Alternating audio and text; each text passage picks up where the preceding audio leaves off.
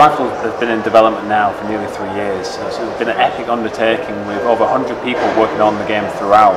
And one of the things that we've really invested our time into is the cars. The cars are the star of the game ultimately. Every single car that we build has to go through so many different processes, I think which takes 6 man-months in total per car. And that involves getting the CAD data, building the cars from scratch inside and out. We get hold of every car in person where we can, only very few exceptions. We take the cars onto dynos, onto the tracks, we record them inside and out, and where we can, we get to drive them. I think we've driven more than half the cars inside the game, and we've really got a good feel for the characteristics of, you know, how this car differs from another one, and we've really tried to portray that inside the game. So we truly feel that the cars inside DriveClub look, sound and drive just as close as possible to the real thing. But having said that, we're not a simulation. It might look real, it might sound real, and underneath it feels real in many ways, but we have made it more accessible than your typical sort of racer. We wanted to make sure that people could pick up and play and be able to chuck the cars around the corner. But when you do play with a wheel, for example, you will get that kind of deeper simulation side of the game. Whenever you're racing DriveClub, you're always earning fame points. We have what we call overdrives, and these are kind of the moment-to-moment actions. So whether you're drifting, drafting, overtaking, your finishing position, all of these things reward you fame. The only things that we take fame away from you from are for collision penalties. So don't hit other players, don't smash into the side of the track. It's only a small penalty, and will never make you have a negative number of points. It's always positive in the end.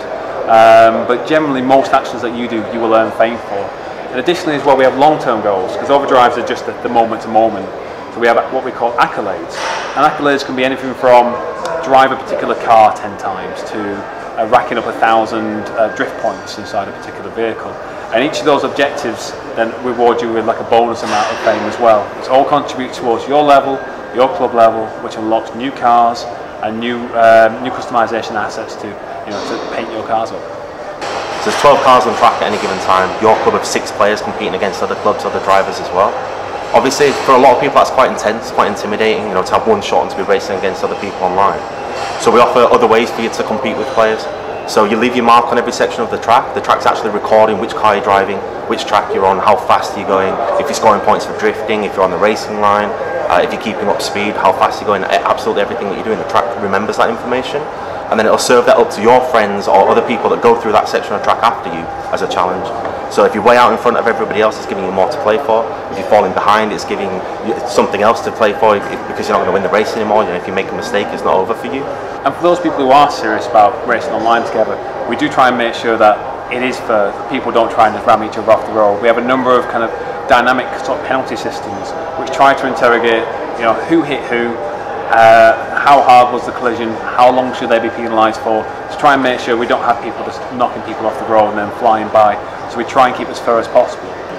We've got a total of 50 cars which will be available on the disc or the digital download.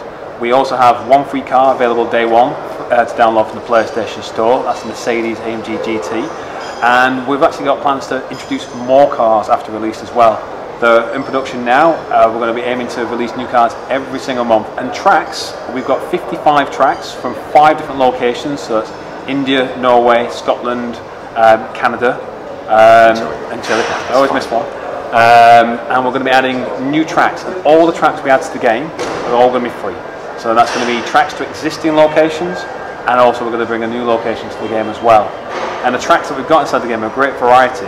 It's not just race circuits. We do have race circuits, of course, but then we also have road circuits and point-to-points as well. This generation has been completely different, I think, when working with manufacturers. I think they understand just how important, you know, having their car inside the game is. So we've been given not unlimited access, but I think unprecedented sort of access to cars. You know, we've been able to take the cars down to tracks to record them, to stick them on dynos. We've been able to drive a huge amount of them. We get to go down to the factories to see them getting built. We get to speak to their engineers. We get all the CAD data, the torque curves, the gear ratios. We get to see everything of the car, and it's just an eye-opener, I think, more than anything else for game developers. We've not, you know, seen this level of detail before, so it's been a very exciting process. But it also reflects inside the game. You know, how close do the cars look, how close they sound. and also how they feel, and we try to make sure that every single one has a kind of unique identity, and that's only because we've been given that level of access.